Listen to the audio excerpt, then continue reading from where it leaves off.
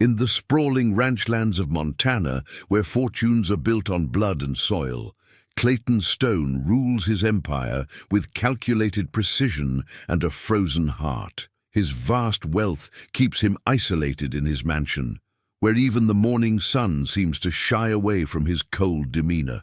But among the staff who tend to his world, there's Sarah Mitchell, a maid whose quiet strength and gentle wisdom have gone unnoticed for far too long. She sees past his walls, past the stern businessman, to the wounded soul beneath. When violence threatens everything he's built, it's Sarah who risks it all to warn him, setting in motion a chain of events that will thaw the ice around his heart. But can a man who's spent decades pushing everyone away learn to let someone in? Before we jump back in, tell us where you're tuning in from. And if this story touches you, make sure you're subscribed, because tomorrow I've saved something extra special for you. Dawn crept across the Montana sky, painting the Absaroka Range in shades of amber and rose. Clayton Stone stood at his study window, watching his empire come alive beneath the rising sun. The leather-bound ledger on his mahogany desk lay open, its precise columns of numbers a testament to his meticulous nature. Every dollar accounted for, every transaction recorded in his steady hand. At precisely 6 o'clock, the sound of quiet footsteps in the hallway announced the arrival of his household staff. Clayton didn't turn around.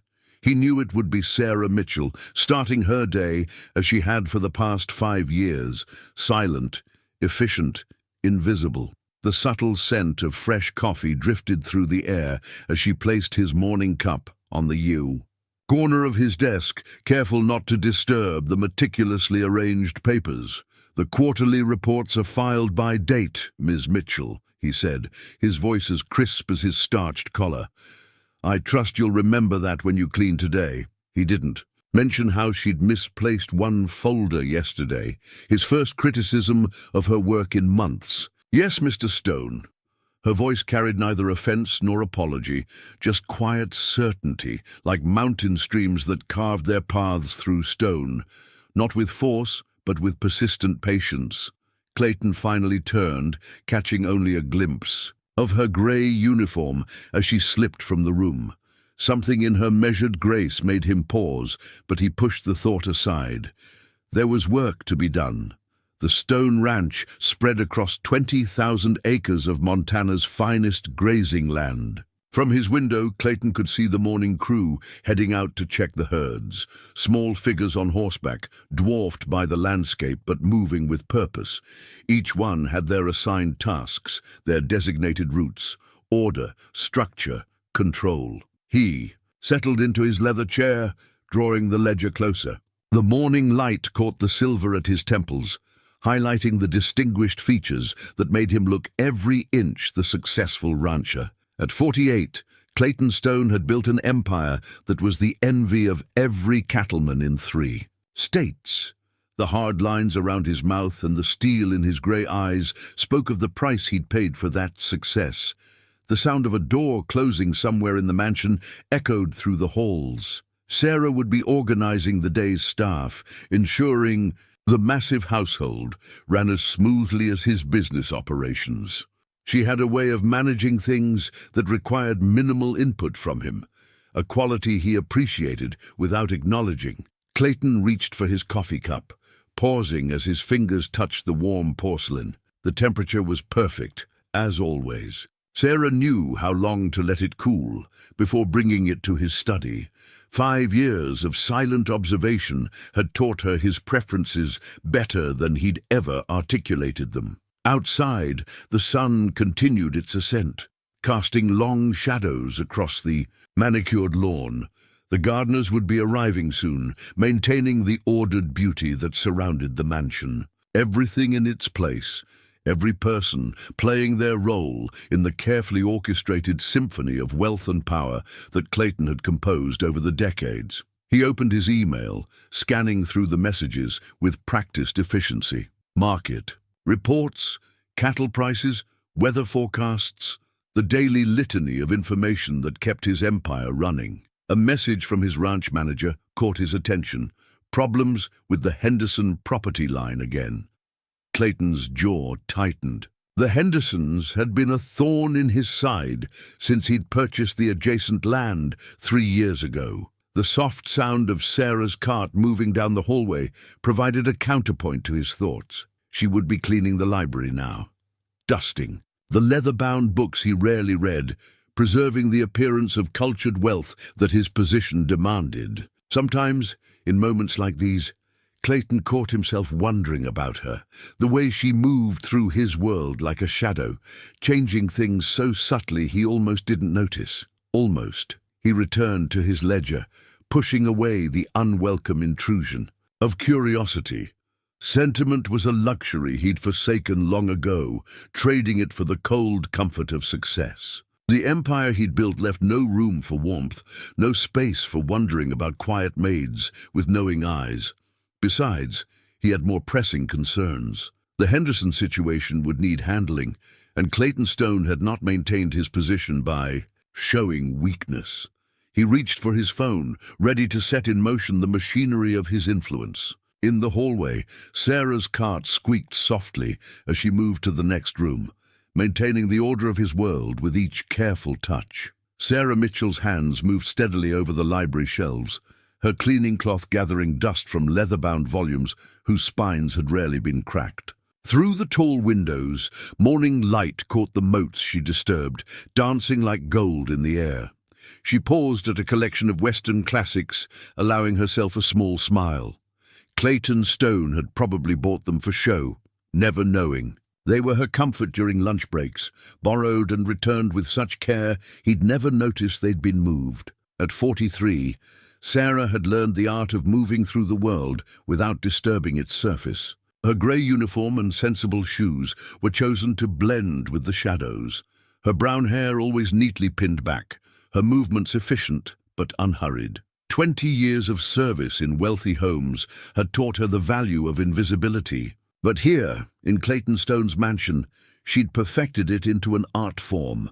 The grandfather clock in the hall struck 8, its deep chimes echoing through the massive house. Sarah mentally tracked Clayton's movement through his morning routine. He would be heading to the ranch office now, his coffee cup empty, his ledger tucked under his arm. Right on schedule, his footsteps crossed the foyer below.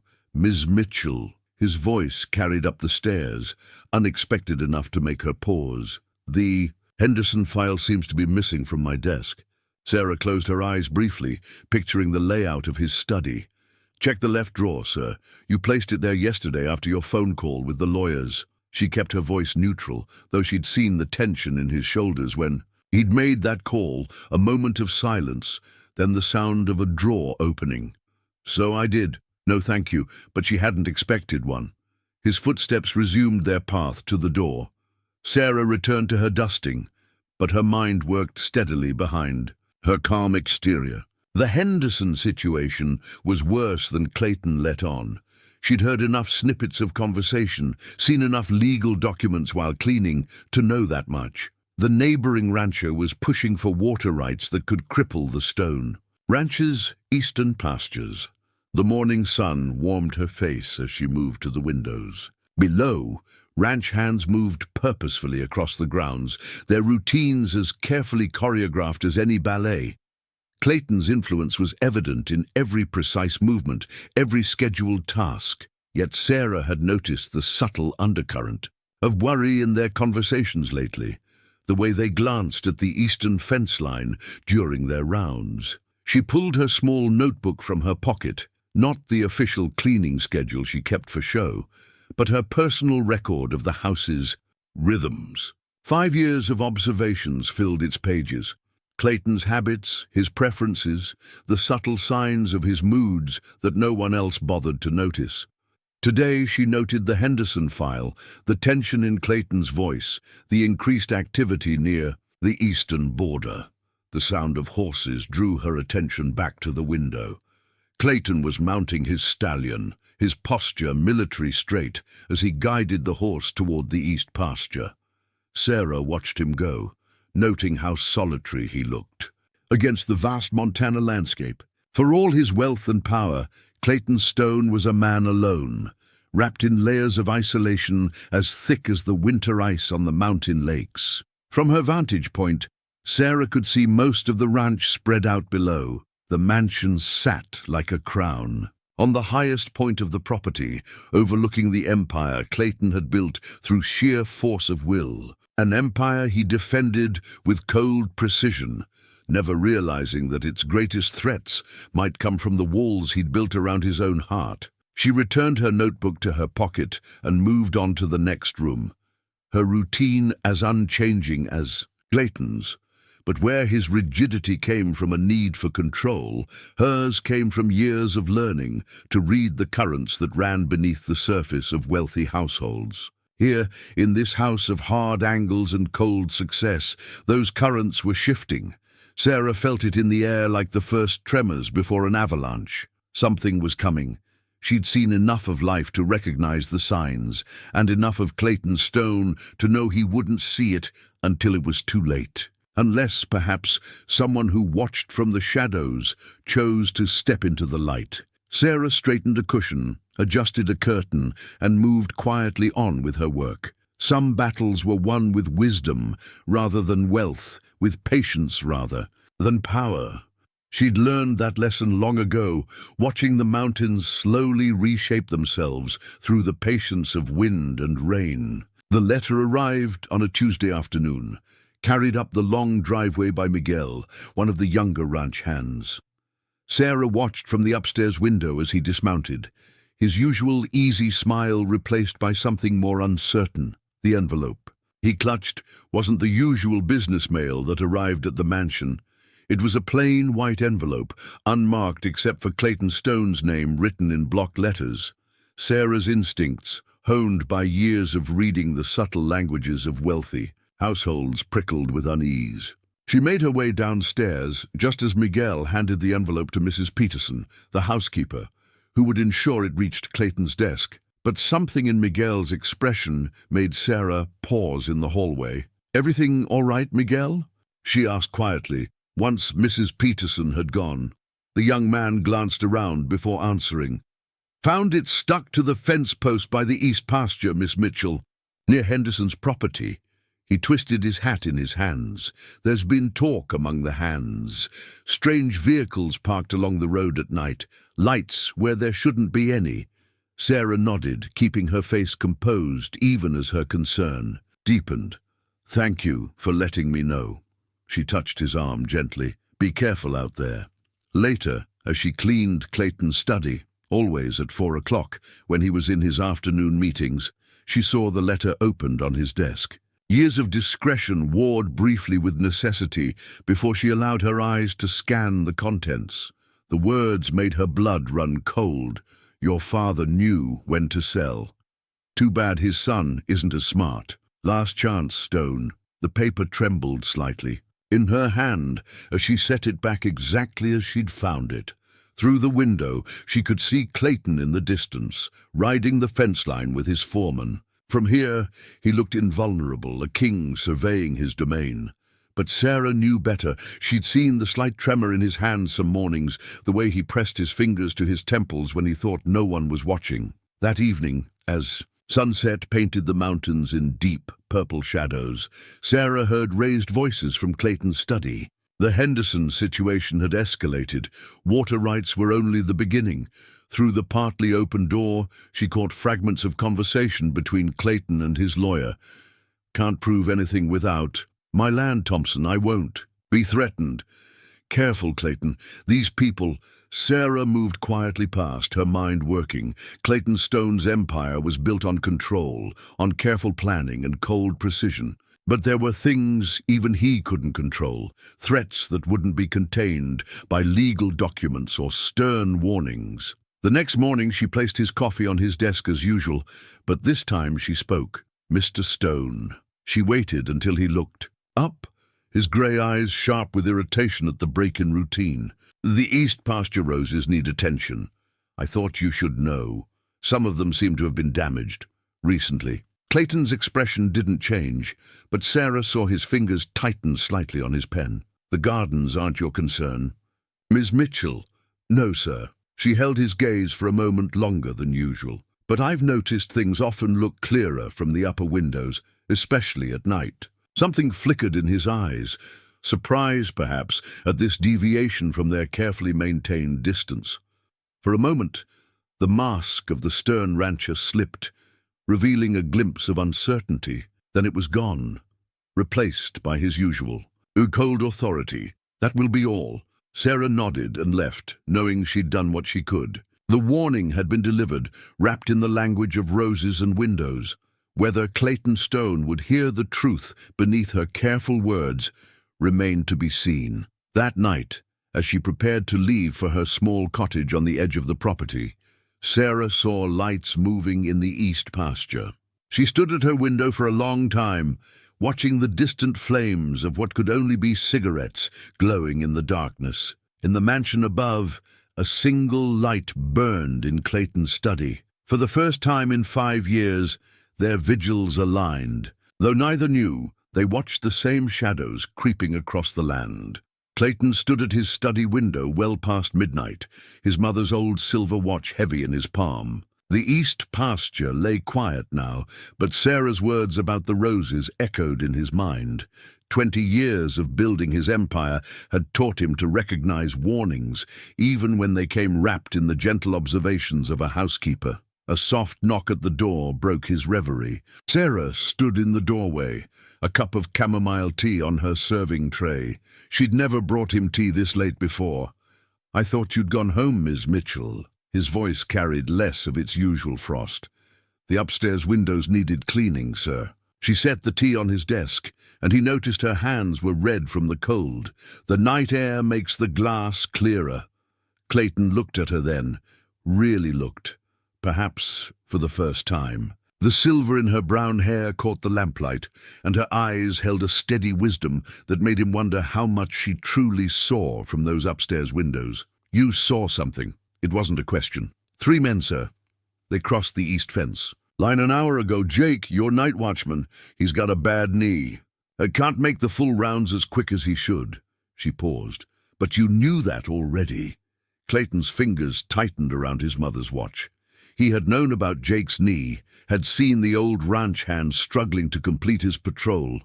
But he'd ignored it, telling himself that loyalty mattered more than efficiency. Now that choice might cost him. "Why are you still here, Miss Mitchell?" She met his gaze without flinching. "Same reason you are, Mr. Stone.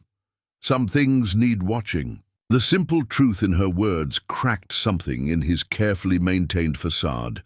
Clayton sank into his chair, suddenly feeling every one of his 48 years. The watch in his hand had belonged to his mother, Catherine Stone, who died, defending this land from another kind of threat, the bank that had tried to seize it after his father's death. She'd worked herself to exhaustion keeping the ranch, sacrificing everything to preserve Clayton's inheritance.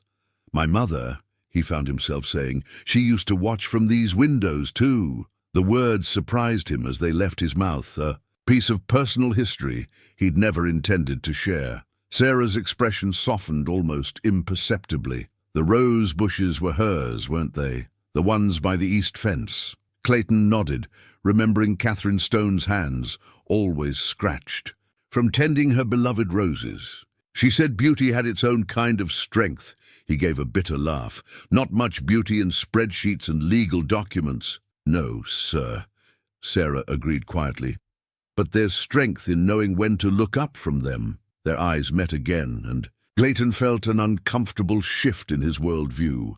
This woman, who moved so quietly through his house, had been watching, understanding, protecting in her own way. While he'd been focused on his ledgers and contracts, she'd created a network of observation that rivaled his security systems.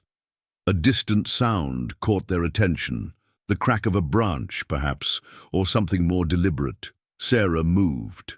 To the window, her movement sure despite the late hour. "The Hendersons' blue truck," she murmured, "parked just beyond the property line. Been there 3 nights this week." Clayton joined her at the window, close enough to catch the faint scent of lavender that always seemed to follow her. Together, they watched the distant shape of the truck, its outline barely visible in the moonlight. "How long have you been keeping these vigils, Miss Mitchell?" "Since the first threat came, sir. 5 weeks ago." She turned to face him, and Clayton was struck by the quiet strength in her bearing. A good house runs on observation. Your mother understood that. The mention of his mother again should have angered him. Personal remarks from staff usually did. Instead, he felt something shift, like ice beginning to crack under spring sun. "It's late," he said finally. "You should go home, Miss Mitchell." "Yes, sir." She moved toward the door, then paused. "The tea helps with sleep, Mr. Stone, even if you don't believe in such things." After she left, Clayton stood at the window for a long time, the tea growing cold on his desk. In the distance, the Hendersons' truck eventually pulled away, but his thoughts remained on the woman who had appointed herself guardian of his realm, watching over it with the same quiet dedication his mother once had. He lifted the teacup, surprised, to find it still warm enough to drink. It tasted of chamomile and honey, his mother's remedy for sleepless nights. Clayton wondered how Sarah had known that, then realized she must have learned it the same way she learned everything, by paying attention to what others overlooked. The morning Sarah found Clayton Stone clutching his chest in his study. The autumn wind was rattling the windows like angry fists. She'd come in earlier than usual, troubled by the previous night's events. Another threatening letter had appeared, this one nailed to the main gate. The sight of him stopped her in the doorway. Clayton Stone, always so rigidly composed, was bent over his desk, his face ashen, his normally pristine silver hair damp with sweat. The ledger lay open before him, numbers blurring as his hand trembled against the polished wood. "Mr. Stone?" Her voice cut through his labored breathing. His head snapped up, pride warring with pain in his eyes. "I'm fine, Miss Mitchell," but his words were thin, strained, like fence wire pulled too tight. Sarah set down her cleaning supplies and moved to his side, ignoring his attempt to wave her away. "Your medication, sir, where is it?" The shock in his expression would have been amusing under different circumstances. "How did you—" "Top right drawer," she finished, already reaching for it. "Behind your father's old pocket watch. I clean. This study every day, Mr. Stone. Did you think I wouldn't notice?" His resistance crumbled as another wave of pain hit. Sarah's steady hands found the nitroglycerin tablets, her movements sure and practiced. She'd watched her own father suffer. Similar attacks years ago, before heart disease claimed him. The memories guided her now as she helped Clayton take the medication. "Small sips," she murmured, holding a glass of water to his lips. "Breathe slowly." Her free hand rested lightly on his back, feeling the expensive fabric of his suit jacket damp with fear sweat. Gradually, his breathing steadied. Color crept back into his face, though his hand still trembled slightly. Sarah maintained her quiet support, neither hovering nor withdrawing, simply present as the medication did its work. "How long have you known?" he finally asked, his voice rougher than usual. 3 years. She straightened his collar with gentle efficiency. "Since I found the first prescription bottle while dusting." "You hide them well, but prescriptions leave paper trails." Clayton's laugh was bitter. The great Clayton Stone, laid low by a faulty heart. The irony wouldn't be lost on the Hendersons. "No one else knows," Sarah said quietly. "I've made sure of that. When the pharmacist delivers your medication, it comes through me. The empty bottles disappear with my cleaning supplies. Your secret is safe." He studied her face, searching for something. Pity, perhaps, or the gleam of potential blackmail. He found neither, only the same steady presence that had marked her years of service. Why? The question seemed to surprise him as much as her. Sarah's hand rested briefly on his shoulder. "Because some battles aren't meant to be fought alone, Mr. Stone, no matter how strong the fortress." She felt him stiffen under her touch, old defenses rising. But the walls weren't as solid as before. The morning's vulnerability had carved new cracks in his armor. "The threats," he said suddenly, "they're getting worse. The Hendersons want more than water rights now. They want the whole east section, claim it was promised to their grandfather decades ago." His hand moved unconsciously to his chest. "I can't show weakness, not now." "Strength takes many forms," Sarah replied, moving to open the heavy drapes, letting in the morning light. "Your mother understood that." Maybe it's time you did too. Clayton watched her, really watched her, as she moved around his study with familiar ease. How many mornings had she been here, quietly maintaining his world while he battled his own body's betrayal? How many nights had she kept silent vigil, guarding not just his property, but his dignity? Ms. Mitchell. He waited until she turned, to face him. Sarah, thank you. Her name felt foreign on his tongue. When had he last used it? But the smile that touched her eyes made something shift in his chest that had nothing to do with his heart condition. Rest, Mr. Stone, she said, softly. I'll tell Mrs. Peterson you're taking calls in the study today. No one will disturb you. As she left, Clayton noticed she'd arranged his medicine bottle, a fresh glass of water, and his morning coffee in a neat triangle on his desk. The coffee was at the perfect temperature, as always. Such a small thing, yet it spoke volumes about the quiet care that had surrounded him, unnoticed all these years. The changes came slowly, like spring thawing frozen ground. Clayton began finding notes on his desk, not Sarah's usual cleaning schedules, but careful observations written in her neat hand. Jake's replacement, Tommy, completed the night rounds in half the time. Miguel spotted unusual tire tracks by the East Creek.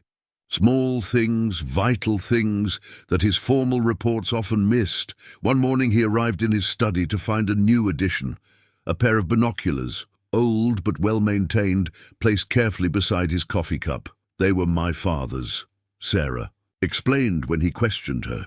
She was adjusting the curtains, letting in the peculiarly clear light of a Montana autumn. He used them for bird-watching, but they work just as well for watching other things. The upper windows have the best views of the east pasture. Clayton lifted the binoculars, feeling their worn leather and solid weight. The gesture wasn't lost. On him, Sarah Mitchell didn't seem to do anything without careful purpose. Your father, he said, turning them over in his hands. He taught you to watch. He taught me to see. She moved to the window, her reflection ghosting against the morning sky. There's a difference. Below, the ranch was coming alive with its usual precision. But Clayton noticed things now that he'd overlooked before. How the younger hands always seemed to find work near Miguel, learning from his quiet expertise. How Mrs. Peterson arranged the staff schedules to pair experienced workers with newer ones. A whole network of silent teaching and learning that hummed beneath the surface of his carefully ordered world. The Henderson boy was watching the house. Again last night, Sarah said, her voice pulling him from his thoughts. Young Tim, the one with the limp. He's not like his uncle. There's worry in his eyes, not threat. Clayton joined her at the window, raising the binoculars. Through them, he could see the distant figure of Tim Henderson riding along the fence line, his posture speaking of uncertainty rather than challenge. You think he knows something? I think he's afraid, Sarah replied. Fear makes people choose sides, Mr. Stone. Sometimes not the ones you'd expect. The wisdom in her words struck him, echoing his mother's old sayings about knowing the difference between enemies and frightened friends. Catherine Stone had built relationships while his father built fences. Looking back, Clayton wondered which had better served the ranch. A knock at the door interrupted his reflection. Mrs. Peterson entered, her usually composed face tight with concern. Mr. Stone. The hands found something in the east pasture. Miguel asked specifically for you to come see. Clayton reached for his coat, then paused, looking at Sarah. Would you come with me, Ms. Mitchell? Your eyes might see what mine miss. The surprise that flickered across her face was quickly masked, but her nod held a warmth he'd never noticed before. Together they walked down to where Miguel waited, his weathered face grave beneath his hat brim. The discovery was worse than Clayton had feared. Several fence posts cut nearly through, weakened but left standing. A trap waiting to spring, designed to look like natural wear until cattle pressed against it. The potential loss of livestock would have been devastating. Maria, my sister who works at the Henderson place, Miguel said quietly. She overheard. Plans, not from Tim but the others. They're planning something big, Mr. Stone. Clayton felt the familiar pressure in his chest begin to build, but Sarah's presence beside him helped steady his breathing. She moved forward, examining the cut posts with careful attention. "Look here," she said, pointing to marks in the soil. "Whoever did this stood and watched the house for a while. They're sending a message. They'll find I don't respond well to threats," Clayton said, but the old cold fury in his voice had been replaced by something more measured. Sarah straightened, brushing dirt from her skirt. "No, Mr. Stone, but perhaps it's time to send a message of our own, one that speaks of strength and wisdom both." She glanced at Miguel, who nodded slightly, understanding passing between them. Clayton watched this silent exchange, suddenly aware of how much of his ranch's true strength lay not in his rigid control, but in these quiet alliances, these careful observations shared among people he'd barely noticed before. Like his mother's roses, beauty and strength could grow in unexpected places if one knew how to nurture them. The confrontation came on a day when the sky hung low and heavy with unshed snow. Clayton had been reviewing water rights documents when Frank Henderson's truck roared up the drive, spitting gravel. From her position upstairs, Sarah watched 3 men emerge: Frank Henderson himself, his brother James, and their lawyer, a thin man whose suit spoke of city money. She was already moving before Mrs. Peterson's hurried knock at Clayton's study door. "Mr. Stone." "I see them," Clayton said, his voice steady despite the tension Sarah could read in his shoulders. Their eyes met briefly as she entered, and something passed between them, a silent acknowledgement of shared vigilance. "Stay," he said quietly, surprising them both. It wasn't a command, but a request. The Hendersons burst in without waiting for an invitation, bringing with them the cold smell of approaching winter and barely contained violence. Frank's weather-beaten face was flushed with more than just the wind. "You've gone too far this time, Stone," he spat, slapping a paper down on the desk. "Cutting off our water access in winter?" Clayton remained seated, his composure a stark contrast to Henderson's rage. "Your cattle broke through to my water reserves 3 times this month, Frank. The new fence is a reasonable precaution." "Reasonable?" James Henderson stepped forward, his bulk threatening in the confined space. "Those springs have been shared for generations. My grandfather—" "Your grandfather," Clayton interrupted, his voice like ice, "never owned that land. The deed is quite clear." Sarah moved quietly to the window, positioning herself where she could see both the study door and the trucks outside. Young Tim Henderson was still in the lead vehicle, his face a mask of anxiety as he watched the house. The lawyer cleared his throat. "Mr. Stone, my clients are prepared to take legal action. The historical precedent won't hold up in court," Clayton finished. "As you well know, Mr. Thompson, the water rights were legally transferred with the land deed in 1987. Frank." Henderson's face darkened. His hand twitched toward his jacket pocket, and Sarah saw Clayton tense slightly. But it was James who moved first, stepping aggressively toward the desk. "Legal rights don't mean much out here, Stone. You've forgotten how things work in Montana. How accidents can happen." The threat hung in the air like smoke. Sarah watched Clayton's hand move instinctively toward his chest, and she knew she had to act. "Mr. Stone," she said, her voice cutting through the tension. "The sheriff's car just turned onto the drive. Should I have Mrs. Peterson delay him?" All eyes turned to her. Through the window, Sarah could see only empty road, but her words had the desired effect. The Hendersons shifted uneasily, and their lawyer tugged at his collar. Clayton's eyes held a glimmer of understanding. "No, Miss Mitchell. Show him in when he arrives. I'm sure Sheriff Burke would be interested in this conversation." Frank Henderson backed away from the desk, his rage tempered now by caution.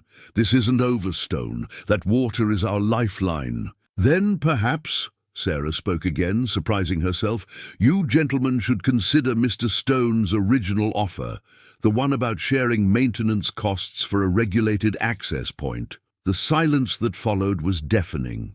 Clayton's face showed. No surprise at her knowledge of private negotiations, but the Hendersons stared at her as if seeing her for the first time. "The lady has a point," the lawyer said carefully. A regulated access point would protect everyone's interests. And prevent accidents, Sarah added softly, her eyes meeting James Henderson's. The tension slowly bled from the room. Frank Henderson straightened his jacket, dignity warring with pragmatism. We'll consider it. Have your lawyer draw up the papers. After they left, Sarah and Clayton stood in silence, watching the trucks retreat down the drive. Snow had begun to fall, soft flakes that promised to erase all traces of the confrontation. There was no sheriff, Clayton said finally. No, sir. Sarah moved to adjust the curtains. But there could have been. Threats work both ways, Mr. Stone. He studied her with new eyes. You knew about the access point offer. From the documents? From Tim Henderson, actually. He talks to Maria in town, Miguel's sister. He wants peace, not war. She paused. Sometimes the quietest voices have the most to say. Clayton nodded slowly, understanding dawning in his eyes. While he'd been building walls, Sarah had been building bridges, invisible but crucial connections that might just save more than water rights. Thank you, he said simply, and they both knew he meant for more than just today's intervention. The betrayal revealed itself on a bitter December evening, hidden in the innocent pages of Clayton's accounting ledger. Sarah had been organizing his desk, a task that had become more intimate since his heart episode, when she noticed the discrepancy. Small adjustments in the fence repair costs, subtle enough to escape casual notice, but forming a pattern that made her blood run cold. Mr. Stone needs to see this, she murmured, reaching for the ledger. A floorboard creaked behind her. Ms. Mitchell. Robert Walsh's voice froze her in place. Working late again, I see. Clayton's accountant of 15 years stood in the doorway, his familiar round face somehow different in the fading light. Sarah's hand remained on the ledger, her fingers pressing against the damning evidence of his betrayal. The quarterly reports needed organizing, she said carefully, buying time. Clayton was at the Henderson property, finalizing the water access agreement. Too far to hear any call for help. Walsh stepped into the study, closing the door behind him. You've always been too observant for your own good, noticed things you shouldn't. His hand slipped into his jacket pocket. The Hendersons paid well for those notices about Stone's movements, but this, he gestured to the ledger, this was my retirement plan. Sarah's mind raced. The pieces fell into place, the strategic timing of the threats, the inside knowledge of Clayton's vulnerabilities. The heart medication, she said softly. You made sure they knew about that too. Had to prove my worth. Walsh's smile didn't reach his eyes. But now we have a problem, don't we? Sarah heard the threat in his voice, saw the subtle shift of his weight toward her. In one fluid motion, she swung the heavy ledger at his face and bolted for the door. Walsh's. Hers followed her into the hallway. Sarah ran, her sensible shoes silent on the thick carpet. The mansion's familiar corridors felt endless now, shadowed and strange. Behind her, Walsh's heavier footsteps echoed her flight. She reached the back stairs, the servants' route she'd walked thousands of times. But as she started down, Walsh's voice came from above. Need some help here. She's stolen documents. Stop her. A door opened below. Sarah heard Mrs. Peterson's startled exclamation, saw the housekeeper's confusion as Walsh's words registered. That moment of hesitation was all Sarah needed. She pushed past, clutching the ledger to her chest. The safe, she gasped as she passed. Mrs. Peterson, call Mr. Stone. Outside, the winter air hit her lungs like needles. Sarah ran toward her cottage, knowing Walsh would expect her to head for the main gate. The snow had started again, thick flakes that would cover her tracks, if she could make it far enough. A shot cracked through the evening stillness. Sarah felt something hot graze her arm, heard Walsh's frustrated shout behind her.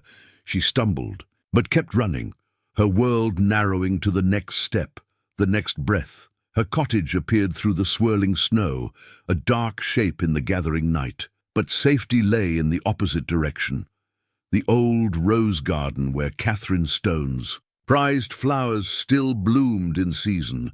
Sarah forced herself to think like Clayton, to see the tactical advantage. The garden's high walls and dense bushes offered coverage, and more importantly, clear sightlines to anyone approaching. She reached the garden's iron gate just as headlights swept the drive.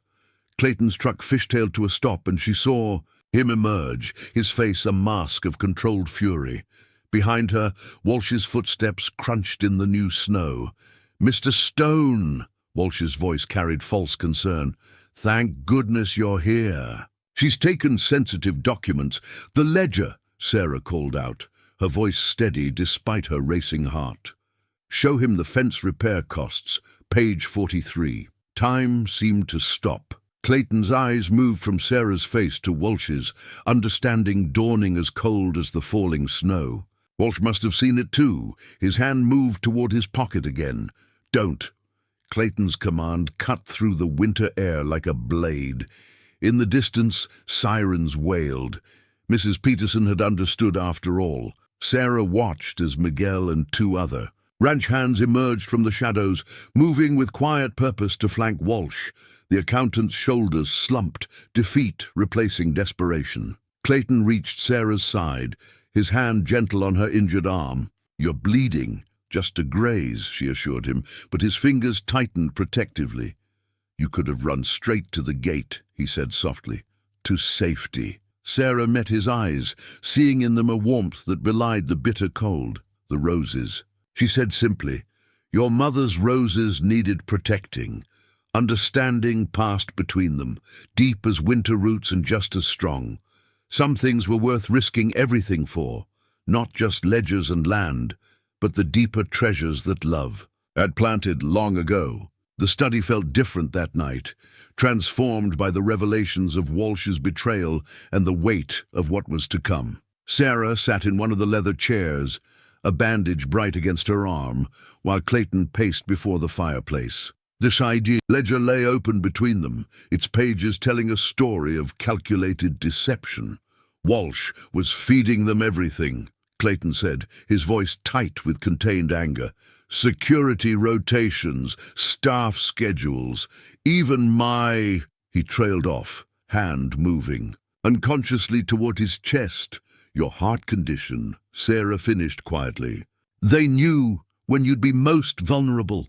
Clayton stopped pacing, turning to face her. The firelight caught the silver in his hair, the new lines of worry around his eyes. "You could have died tonight. So could you." Sarah met his gaze steadily.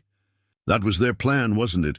Use the ledger evidence to confront you, trigger an episode, make it look natural." She swallowed hard. A man with a weak heart, faced with proof of embezzlement. "But they didn't count on you." Clayton moved closer, settling into the chair opposite her. "All these years, Sarah, you've been protecting more than just the house, haven't you?" The use of her first name hung in the air between them, intimate as a touch. Sarah looked down at her hands, remembering all the times they'd straightened his papers, measured his medication, poured his coffee just so. "Your mother once told me," she said softly, "that true strength isn't in what we guard, but in why we guard it." She glanced up, finding Clayton watching her intently. "That was my first week here." She knew she was dying, but she wanted to make sure someone understood. Understood what? That the ranch wasn't just land and ledgers. It was a legacy of care, the way she planted roses where everyone said they wouldn't grow, the way she knew every hand's family troubles, every maid's dreams. Sarah's voice grew stronger. The way she loved a son who'd forgotten how to let himself be loved. Clayton's breath caught audibly. In the firelight, Sarah could see the shimmer of unshed tears in his eyes. "The Hendersons will come," he said finally, his voice rough. "Walsh's arrest won't stop them. They'll think I'm weakened now, vulnerable. Then we show them a different kind of strength." Sarah stood, moving to the window where the snow had finally stopped falling. "Miguel's sister says there's division in their camp. Tim Henderson and several others want no part of violence. We use that." Clayton joined her at the window, close enough that she could feel the warmth of him, smell the subtle cedar scent that always clung to his clothes. You don't have to stay, Sarah. You've risked enough." She turned to face him, suddenly aware. of how the years of distance had melted between them, like spring sun on winter ice. "Do you remember what you said? That first day I worked here? This house demands loyalty." "I remember thinking you wouldn't last a month," he admitted, a smile touching his lips. "You were too gentle for this place, like your mother's roses." Sarah's own smile held a lifetime of quiet knowing. Gentle. Things can have deep roots, Mr. Stone, strong enough to weather any storm. Clayton's hand rose, hesitating before touching the bandage on her arm. "Clayton," he said softly, "after tonight, I think you've earned the right to use my name." The moment stretched between them, full of unspoken things. Then Sarah straightened, becoming practical again. "We should gather the hands you trust most, plan our defense. Tim Henderson might be convinced to help, especially if his uncle's methods have turned to violence." Clayton nodded, but his eyes remained on her face. "The house demands loyalty," he repeated thoughtfully. "But it rewards love, doesn't it? My mother knew that. You knew that. I'm only now beginning to understand." Outside, the moon broke through the clouds, casting long shadows across the snow-covered ground. Sarah saw movement at the edge of the property, Miguel and his men, starting their patrols. The ranch was awakening to its own defense, like a sleeping giant rousing to protect its heart. "Come," she said, touching Clayton's arm gently. "Let's make your mother proud." Dawn brought the kind of bitter cold that made the Montana winter infamous. Sarah stood at the kitchen window, watching her breath frost the glass as Clayton briefed. The loyal ranch hands gathered around the scarred oak table.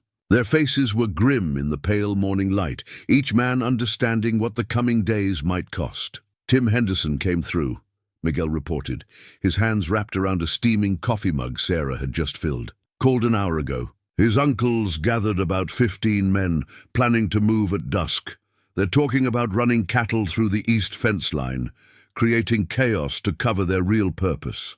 Clayton's jaw tightened, but his voice remained steady. "Which is the deed to the water rights, the original one, from 1987. Miguel glanced at Sarah. "They know it's in your safe, Mr. Stone. Walsh told them everything before we took him in." Sarah met Clayton's eyes across the table, seeing in them the same realization she'd reached. "They don't know about the study renovation," she said quietly. "About the new safe behind your mother's portrait." A ghost of a smile touched Clayton's lips. "No," he agreed. "Walsh didn't know about that. Mother's little secret kept safe by her roses all these years." The ranch hands exchanged glances, years of loyalty evident in their steady gazes. These were men who'd watched Clayton grow from a cold businessman into something more, who'd seen Sarah's quiet influence reshape the heart of the ranch. They understood what was at stake was more than just water rights or land deeds. "We've got men positioned here, here, and here," Tommy said, pointing to locations on the worn map spread across the table. "Good sight lines to the east fence, but if they come in force—" "They won't expect us to be ready," Clayton interrupted, his tactical mind engaging. "Walsh's betrayal was supposed to leave us vulnerable, disorganized. Instead, they'll find us waiting." Sarah finished. She moved to the table, indicating a spot on the map. "The rose garden. It's the perfect vantage point, and they'll think it's just decorative cover. Catherine's legacy, protecting Clayton's." The men nodded, respect in their eyes. They'd long since stopped seeing her as just the housekeeper. Now she was as much a guardian of the ranch as any of them. "Maria says Tim's convinced 3 more of Henderson's men to stand down," Miguel added. "They don't want blood on their hands." "But Frank Henderson—" He shook his head. "The man's desperate. Losing the water rights means losing his ranch, and he blames you, Mr. Stone." "Blame doesn't matter now," Clayton said, standing to study the map more closely. His shoulder brushed against Sarah's, and neither moved away. "What matters is protecting what's ours. All of ours." A truck's engine rumbled. In the distance, Sarah moved back to the window, raising the binoculars that had become an extension of her watchfulness. "Sheriff's deputy," she reported, "coming up the north road." Clayton straightened, authority settling over him like a familiar coat. Miguel, get the men to their positions. Tommy, make sure the horses are ready if we need them. The rest of you know what to do. The kitchen emptied quickly, leaving Sarah and Clayton alone in the pale winter light. She could see the weight of responsibility in the set of his shoulders, the worry line between his brows that hadn't been there a week ago. Your medication, she reminded him gently. You'll need to stay calm when they come. Calm. His laugh held no humor. They threaten my ranch, my people. His voice softened. They hurt you. Sarah touched his arm, feeling the tension in his muscles. And now they'll learn what it means to threaten something protected by both roses and thorns. She reached into her pocket, withdrawing a small key. I'll move the deed to the new safe. They'll waste precious time on the old one. Clayton caught her hand before she could turn away. Sarah. His voice was rough with emotion. If anything happens, it won't, she said firmly. Catherine Stone didn't raise a son who would lose his ranch to bullies. And I didn't spend 5 years watching over this place to see it fall now. Their eyes held for a long moment. Words, unspoken, but understood, hovering between them. Then Sarah squared her shoulders and moved toward the study, her practical shoes silent on the wooden floors. Outside, the winter sun cast long shadows across the snow, like nature itself was drawing. Battle lines across the land they both loved. They came at dusk, just as Tim had warned. Sarah watched from the rose garden as headlights cut through the gathering darkness, a ragged line of trucks and ATVs breaking from the tree line. The winter air carried the sound of engines and men's voices, harsh against the pristine silence of the snow-covered land. 15 vehicles, she murmured into the radio Clayton had insisted she carry. Frank Henderson's in the lead. Clayton's voice crackled back, steady and sure. Miguel's men are in position. Remember, stay hidden until... The rest of his words were lost in a sudden explosion of sound. Cattle burst through the east fence, exactly as predicted, their panic orchestrated by Henderson's men. Sarah's fingers tightened on her father's binoculars as she watched the chaos unfold. But something was wrong. The cattle drive was too obvious, too messy. Through the lens, she caught a flash of movement near the old barn, 3 figures moving with purpose toward the house's rear entrance. Clayton, she whispered urgently into the radio, they're splitting up. The cattle are a diversion. They're heading for the kitchen door. His response was immediate. I see them. Stay where you are, Sarah, please. She knew that tone, the one that meant he was about to do something both brave and foolish. Clayton, wait for backup. Your heart...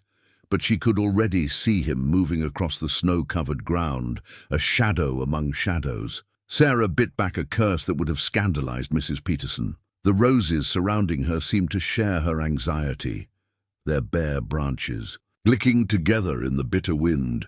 The next few minutes unfolded like scenes from a nightmare. Sarah watched helplessly as Clayton confronted the intruders, his voice carrying clearly across the frozen ground. That's far enough, Frank. Frank Henderson's response was a wild rush forward. The 2 men collided as Sarah was already moving, her body acting before her mind could catch up. She heard Miguel shouting orders, saw ranch hands emerging from their hiding places, but her focus was entirely on Clayton. He was holding his own against Frank, years of ranch work evident in his strength. But then James Henderson appeared from behind the barn, and Sarah saw the metallic glint of a weapon in the fading light.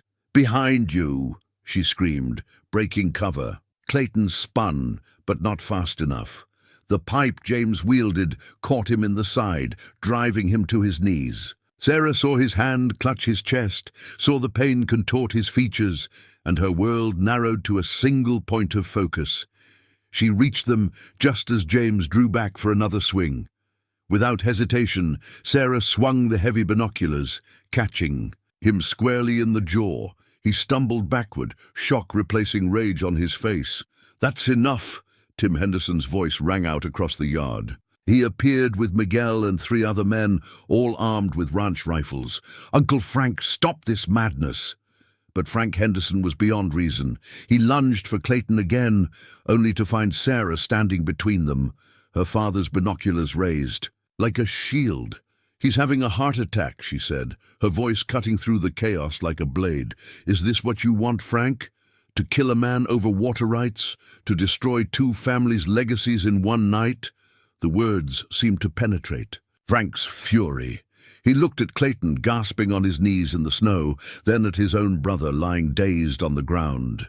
The fight drained from him like water through cupped hands. "Get your uncle out of here, Tim," Sarah ordered, never taking her eyes off Frank. "Take him home. We'll talk tomorrow, when cooler heads prevail." She didn't wait to see if they complied, turning instead to Clayton.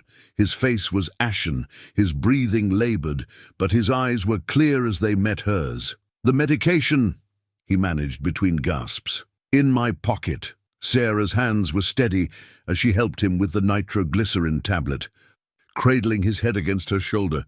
Around them, she was dimly aware of Miguel's men securing the scene, of Tim Henderson leading his family away, of the cattle being rounded up in the distance. "You never listen," she murmured, feeling his breathing slowly steady, charging in. Like some night in a Western novel, Clayton's laugh was weak but genuine. "Learned from the best. Watching you, with those binoculars." "Hush." She held him closer, feeling his heart gradually return to its normal rhythm. Catherine always said the strongest flowers grow in difficult soil, but she never mentioned how stubborn they could be. In the growing darkness, surrounded by the winter bare roses his mother had planted, Clayton Stone reached up to touch Sarah's face. "Not stubborn," he whispered, "just well-tended." The doctor insisted Clayton remain in bed for a week, a sentence he bore with all the grace of a caged mountain lion. Sarah moved her duties to his bedroom suite, converting the sitting room into a temporary office where she could monitor both his health and the ranch's operations. "The Henderson situation is resolved," she reported on the third morning, adjusting his pillows with the same quiet efficiency she brought to everything. "Tim came by earlier with signed agreements. They're accepting your original water-sharing proposal, with additional terms for maintenance costs." Clayton watched her move around the room, noticing how the morning light caught the silver strands in her hair. "You negotiated those terms." Someone had to. She paused by the window, where a vase of winter roses from the greenhouse filled the room with their subtle fragrance. Frank Henderson's pride needed a gentle hand. His nephew helped him understand that survival doesn't always mean winning. "Like someone else I know," Clayton said softly. When Sarah turned to look at him, he added, "My mother would have handled it the same way." The comparison brought a soft flush to her cheeks. Catherine was a wise woman. She moved to check his medication schedule, her hand brushing his as she reached for the chart. Neither pulled away immediately. "Tell me about her," Clayton said suddenly. "About the things I was too blind to see when she was alive." Sarah settled into the chair beside his bed, her practical skirt arranging itself with unconscious grace. "She loved watching the sunrise from your study, said it reminded her that every day brings a fresh chance to do things right." Her eyes grew distant with memory. "The day she hired me, she took me to the rose garden, told me roses need 3 things to thrive: strong roots, regular tending, and someone who sees past their thorns to their potential for beauty." She was talking about me, wasn't she? She was talking about love. Sarah's voice was gentle, the kind that's patient enough to wait for winter to pass, the kind that sees strength in vulnerability. Clayton reached for her hand, and this time she let him take it. Her fingers were warm against his, marked with the honest calluses of work. "I've been a fool, Sarah." "No," she corrected softly. "You've been hurt. There's a difference." Her free hand moved to smooth back his silver hair, the gesture achingly tender. "Your father's death, your mother's illness. You built walls to protect yourself, but walls can keep out more than pain. They couldn't keep you out." Her smile held years of quiet knowing. "I had practice with stubborn things. Roses, remember? The moment stretched between them, comfortable as an old quilt. Outside, they could hear the normal sounds of ranch life resuming, horses in the stable, men calling to each other across the yard, the distant lowing of cattle. The empire Clayton had built continued to turn, but somehow its importance had shifted, realigned around the woman who'd tended its heart in silence for so long. "The hands have a pool going," Sarah said after a while, amusement touching her voice. "About how long you'll actually stay in bed. What did you bet? That you'd try to escape to your study today?" She gave him a knowing look. "Miguel saw you testing your strength earlier." Clayton had the grace to look sheepish. "The ranch is in good hands." She squeezed his fingers gently. "Miguel knows his work. Mrs. Peterson runs the house like a well-oiled machine. And She hesitated. I'm exactly where I need to be." The simple truth in her words wrapped around his heart like a warm blanket. Clayton tugged gently on her hand, drawing her closer to the bed. "Sarah Mitchell," he said softly, "how long have you been loving me?" Her free hand came up to cup his cheek, her touch as natural as breathing. "Since I first saw past the thorns," she whispered, "since I understood that the strongest hearts are often the ones that have weathered the most storms." In the gentle morning light, surrounded by the scent of winter roses, Clayton Stone finally stopped fighting the spring thaw that had been warming his frozen heart. When he pulled Sarah down for their first kiss, it felt like coming home to a place he'd never known he'd been seeking. Spring came early to the Stone Ranch that year, as if nature itself was celebrating the changes taking place. Clayton stood at his study window, watching Sarah move through the rose garden below. She was consulting with the gardeners, her practical work clothes a sharp contrast to the elegant business suit she'd worn to yesterday's ranch management meeting. "The men respect her," Miguel had said that morning, delivering his weekly report. "They always did, but now it's different. She sees things we miss, thinks 3 steps ahead, like your mother did." Clayton smiled at the memory.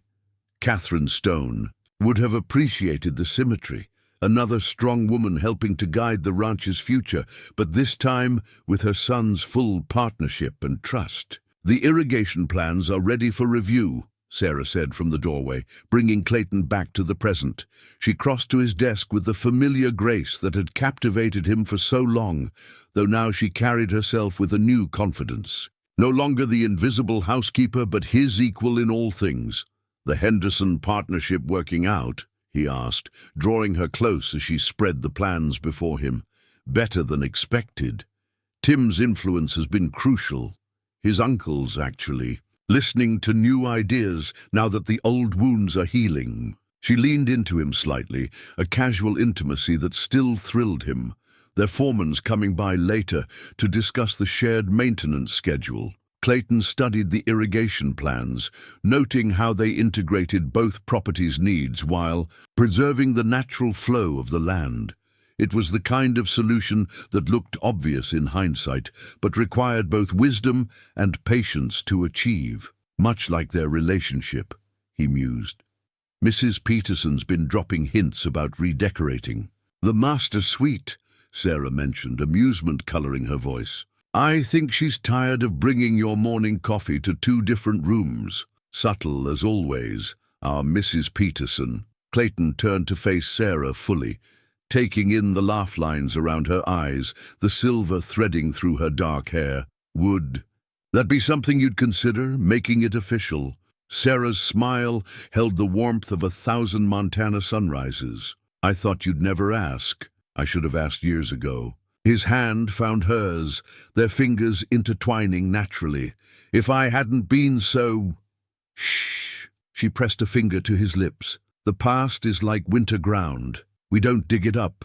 We plant new things and wait for them to grow." From the yard below came the sound of ranch hands preparing for the day's work, but the atmosphere was different now, more laughter, more casual conversation. The rigid hierarchy Clayton had maintained for so long had softened under Sarah's influence, like frost giving way to spring rain. "The hands are taking bets again," she told him, eyes twinkling, "about whether we'll have the wedding in the rose garden. Where else?" Clayton pulled her closer, breathing in the lavender scent that had become as essential to him as air. Mother's roses have watched over us this long.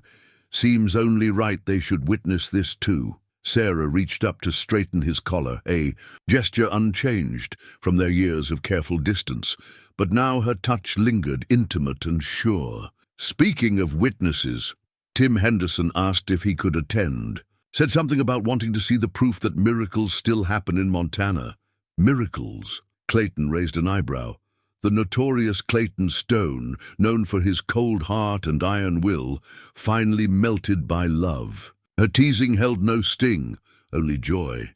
Though I prefer to think of it as good gardening, patience, attention and faith in what lies dormant beneath the snow. Clayton's laugh was interrupted by a knock at the door. Miguel entered, his weathered face bright with news.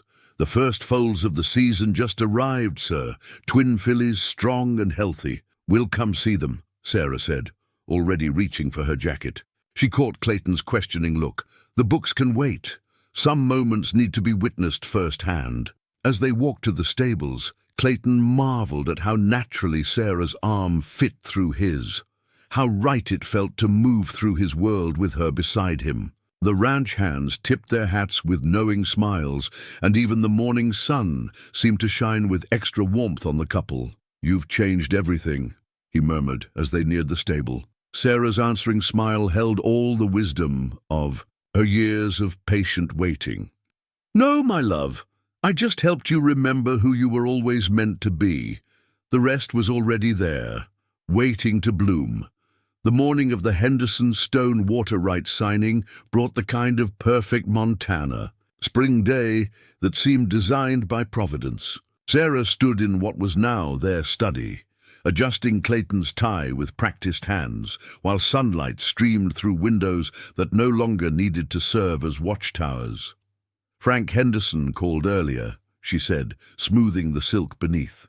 Her fingers. "He wanted to make sure we're still including that clause about educational partnerships with the local schools." Clayton covered her hands with his own, still marveling at how natural such gestures had become.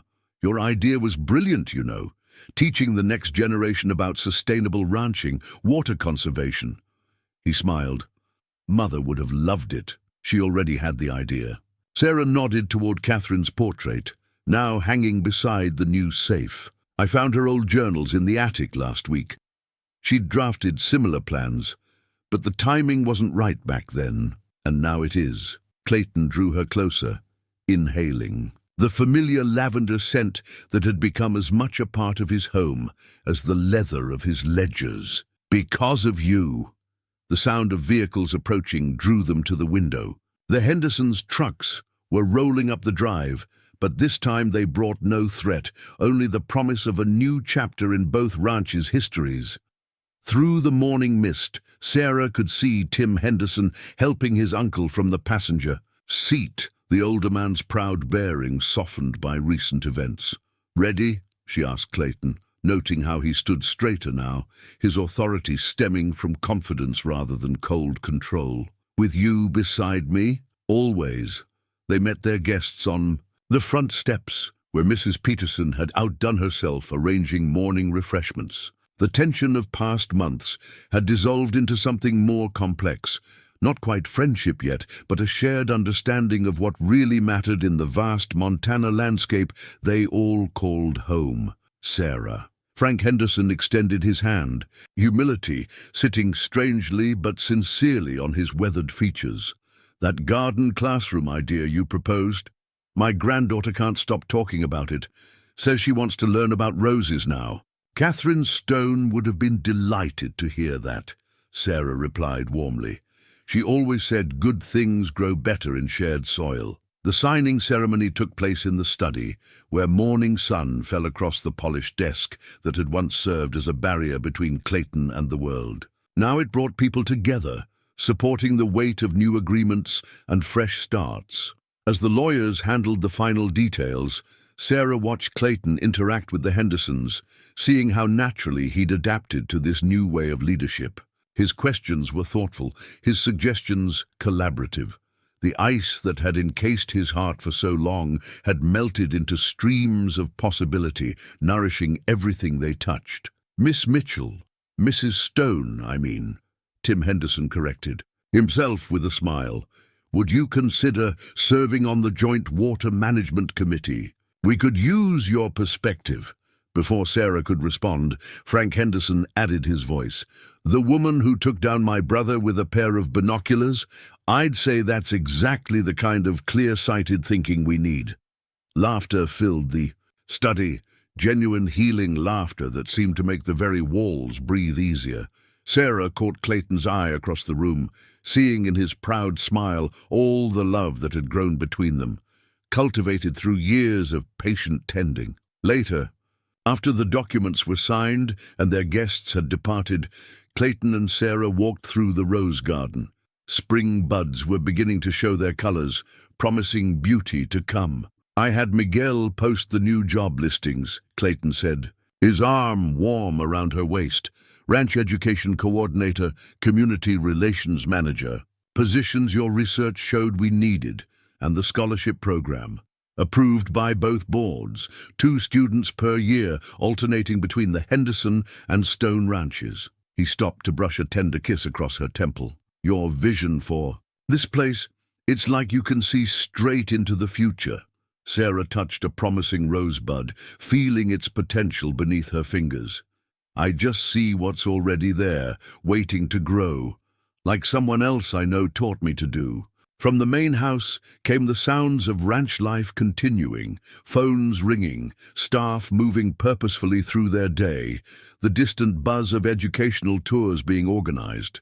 The empire Clayton had built was transforming into something greater, a legacy of learning, cooperation, and shared prosperity. "We should tell them soon," Sarah said softly, her free hand drifting to her middle where their newest secret was just beginning to show. Clayton's breath caught as he covered her hand with his. "Mother's roses will have another generation to watch over, and this one will grow up knowing all the kinds of strength there are," Sarah promised, leaning into his embrace as the Montana spring bloomed around them, full of possibilities they would nurture together. The rose garden had never looked more alive than it did the week before the wedding. Sarah stood among Catherine Stone's beloved flowers, now in full summer bloom, while Mrs. Peterson fussed with fabric swatches and seating arrangements. The entire ranch had thrown itself into the preparations with an enthusiasm that touched Sarah deeply. "Miguel's wife finished the altar decorations," Mrs. Peterson announced, consulting her ever-present notebook. "Used those wild Montana roses you love mixed with Catherine's heritage blooms.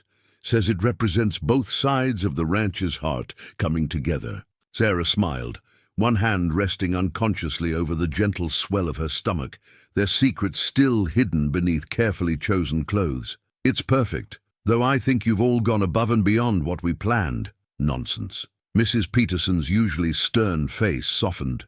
5 years we've watched you tend this place, and him, with more care than any of us knew how to give. This celebration isn't just about a wedding. It's about family finally finding its way home." From the main house came the sound of hammering, as ranch hands transformed the great room for the reception. Clayton had suggested a larger venue in town, but Sarah knew better. This place, this land, was woven into the fabric of their love story. It deserved to witness their joy. "The Hendersons confirmed their coming," Mrs. Peterson continued. "All of them, even Frank. Tim's bringing his new fiancée. Says you two inspired him to stop waiting for the perfect moment and make his own happiness." Sarah touched a perfect rose, remembering other moments in this garden. Midnight vigils, quiet victories, the first time Clayton had kissed her among these very blooms. "Sometimes the perfect moment finds you," she mused. "You just have to be patient enough to recognize it." "Like someone else I know." Clayton's voice came from behind them, warm with affection. He joined them among the roses, nodding respectfully to Mrs. Peterson before drawing Sarah close. "The hands want to know if you'll approve their surprise before the ceremony." "Surprise?" Sarah raised an eyebrow. "They've been working on it for weeks." very secretive. His eyes crinkled with amusement, though Miguel did mention something about your father's old binoculars being involved. Mrs. Peterson excused herself discreetly, leaving them alone in the summer morning. Clayton's hand found Sarah's, resting together over their growing child. Having second thoughts about such a public celebration, he asked softly, knowing how she'd always preferred to work quietly behind the scenes. No, she answered truthfully. This isn't just our moment. It's everyone's. The ranch hands who stood by us, the Hendersons choosing peace over pride, your mother's legacy blooming all around us. She gestured to the garden. Love isn't meant to be kept hidden. You taught me that. I taught you? Clayton's laugh held wonder. My love, you're the one who taught me everything worth knowing about love. I just had to be stubborn enough to finally learn. They walked together through the garden paths, reviewing the wedding preparations. Everywhere they looked, they saw evidence of the community's involvement. The stable boys had crafted wooden signs with quotes about love and growth.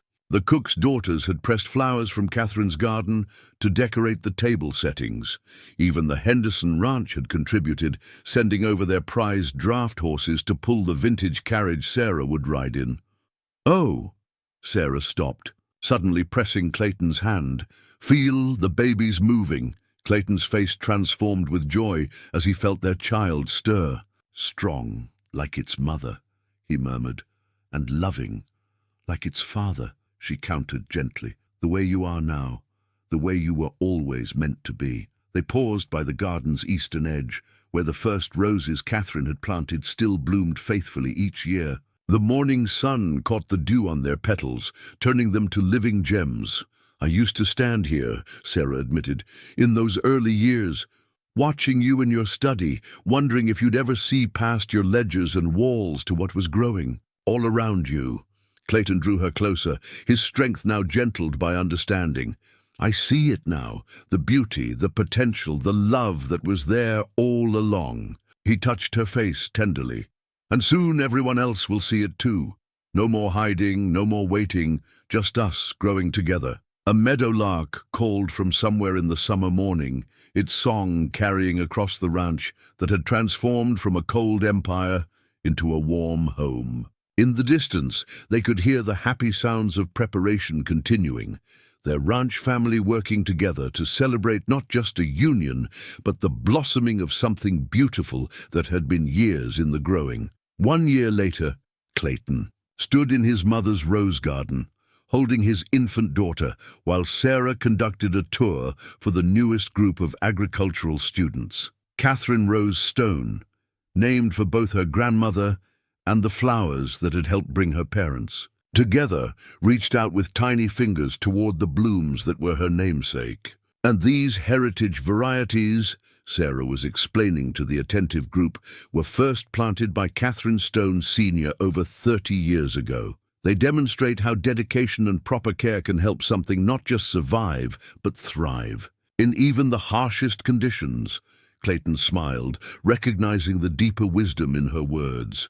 The students, a mix of Henderson and Stone Ranch scholarship recipients, were taking careful notes. Among them was Frank Henderson's granddaughter, her eyes bright with the same passion for learning that Sarah brought to everything she touched. Mr. Stone, the young girl raised her hand. Could you tell us about how the water-sharing initiative changed ranching in the valley? Clayton shifted little Catherine in his arms, joining the group. Actually, that's a story about more than just water rights. It's about understanding that true strength often comes from cooperation rather than competition. He exchanged a warm glance with Sarah. Sometimes the best business decisions aren't found in ledgers and contracts, but in listening to the wisdom of those who see with their hearts as well as their eyes. The morning sun caught the silver in Sarah's hair as she took their daughter, settling her naturally against her hip while continuing the lesson. The sight still caught Clayton's breath.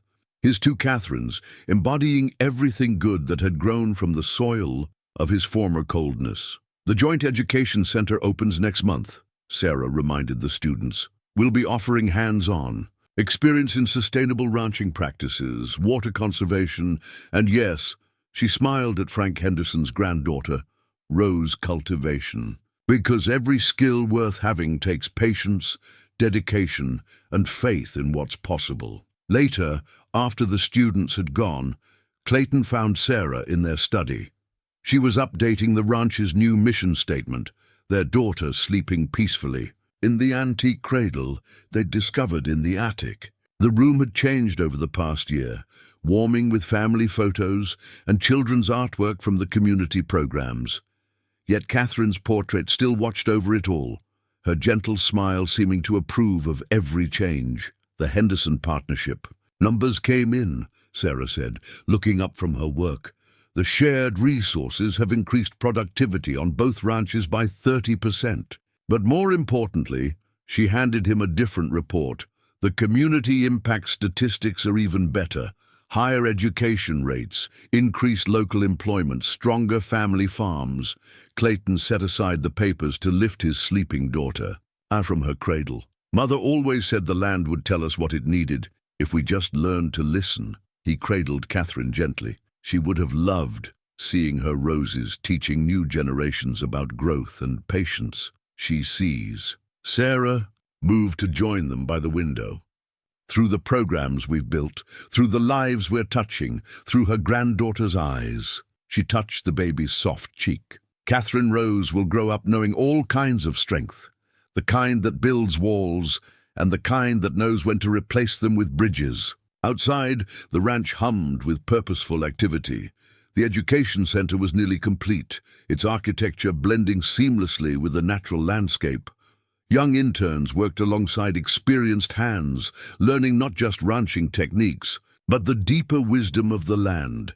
Even the Hendersons' blue truck was parked in the drive, Tim and his new wife having stopped by to discuss expanding the youth program. "Did you ever imagine this?" Clayton asked softly. "Back when you first came here when I was..." He trailed off, remembering his former self with a mix of regret and understanding. "I imagined you," Sarah said simply. "The real you, waiting beneath the frost like winter roses.